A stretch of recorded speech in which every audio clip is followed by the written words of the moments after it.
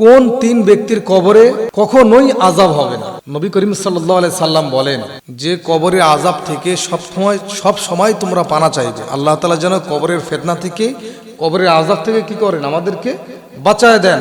চতুর্থ নাম্বার রাসূলের খলিফা, তৃতীয় নম্বরে খলিফা হযরতে উসমান গনি রাদিয়াল্লাহু তাআলা আনহু যখনই কবরের পাশ দিয়ে যাইতেন কান্নাকাটি করতেন।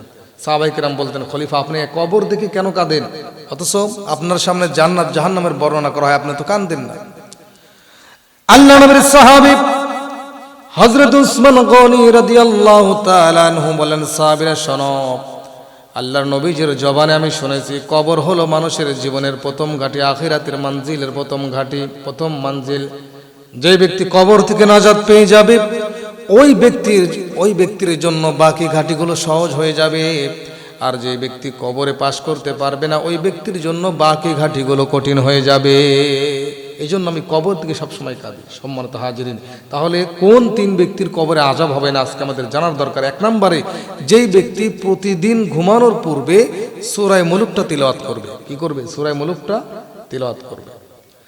আল্লাহ নবীর একজন সাহাবী জিহাদের ময়দানে যাওয়ার পরে একটা কবরের উপরে তাঁবু টানাইলেন। উনি জানতেন না যে এখানে একটা কবর আছে। কবরের উপরে তাঁবু টানাইলেন।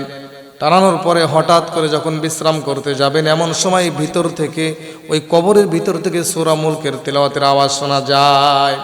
ওই সাহাবী প্রথমে ভয় পেয়ে গেলেন, নবীজির কাছে গিয়ে বললেন, ঘটনা খুলে বলেন, ইয়া রাসূলুল্লাহ, ইয়া হাবিবাল্লাহ, আমি একটা কবরের উপরে তাঁবু টানাইলাম, আমি তো বুঝতে পারি না এখানে কবর আছে। নবীজি বললেন, তারপরে কি হয়েছে? ওই সাহাবী বলেন, ইয়া রাসূলুল্লাহ, ইয়া হাবিবাল্লাহ, আমি হঠাৎ করে যখন বিশ্রাম করার জন্য যাব দেখি সূরা মুলুক তিলাওয়াতের আওয়াজ শোনা যায়। নবীজি বলেন, সাহাবী শোনো, যেই ব্যক্তি সূরা মুলুকের আমল জিন্দেগিতে করেছিল, ঘুমানোর পূর্বে সূরা মুলুকটা বেশি বেশি তিলাওয়াত করেছিল, ওই ব্যক্তি কবরে যাওয়ার পরে কোনো আযাব হবে না। ওই ব্যক্তি সব সময় সূরা মুলুকটা তিলাওয়াত করতেই থাকবে। সুবহানাল্লাহ। এই জন্য আমার ভাইরা, সূরা মুলুকটা আমরা কি করব?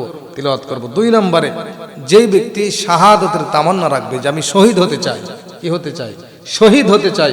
নবীজি বলেন, শাহাদাতের মাউতের মতো মাউত, এত সহজ মৃত্যু দুনিয়াতে আর কোনো মৃত্যু এমন নাই।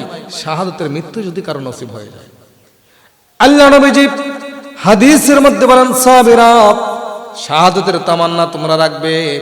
কেউ যদি এমন অবস্থায় মৃত্যুবরণ করলো যে শহীদ হওয়ার কোনো ইচ্ছা তার অন্তরে ছিল না, ওই ব্যক্তি মুনাফিক হয়ে নিফাকি অবস্থায় মৃত্যুবরণ করবে। শাহাদাতের তামান্না সবসময় অন্তরে রাখতে হবে। আমার আপনার বাসনা যেন এটাই হয়, শাহাদাতের তামান্না আমাদের রাখতে হবে।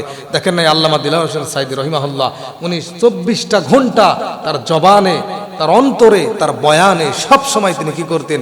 আয় আল্লাহ, আমাকে শাহাদাতের মৃত্যু নসিব করে। সুবহানাল্লাহ। আল্লাহ তার দোয়াটা কবুল করেছিলেন। সুবহানাল্লাহ।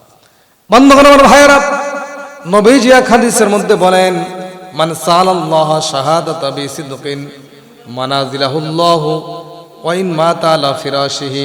যে ব্যক্তি শাহাদাতের তামান্না রাখার পরে ইচ্ছা ছিল আমি শহীদ হব আল্লাহর রাস্তায়, আমি কোরআনের জন্য, ইসলামের জন্য শহীদ হয়ে যাব, কিন্তু বিছানায় সে মৃত্যুবরণ করলো, নবীজি বলেন ওই ব্যক্তিও ইচ্ছা থাকার কারণে, নিয়ত থাকার কারণে ওই ব্যক্তিকে আল্লাহ শহীদের মূল্য দান করবে, শহীদের মর্তবা আল্লাহ তাকে দান করবে। সুবহানাল্লাহ।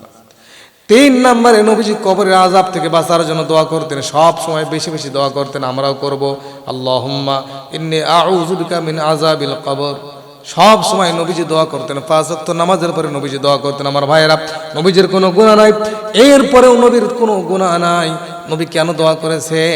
নবী দোয়া করে উম্মতকে শিক্ষা দিয়েছেন, উম্মতরা, আমার জীবনের কোনো গুনাহ নাই, আমার কবরে তো আযাব হওয়ার প্রশ্নই আসে না, আমার কাছে আল্লাহ হিসাবও চাইবে না। সুতরাং তোমাদের মধ্যে এখানে শিক্ষা হলো, সব সময় তোমরা নামাজের পরে অথবা যে কোনো সময় এই দোয়া বেশি বেশি করবে। আমি আবারও বলছি, আল্লাহুম্মা ইন্নী আউযু বিকা মিন আযাবিল কবর।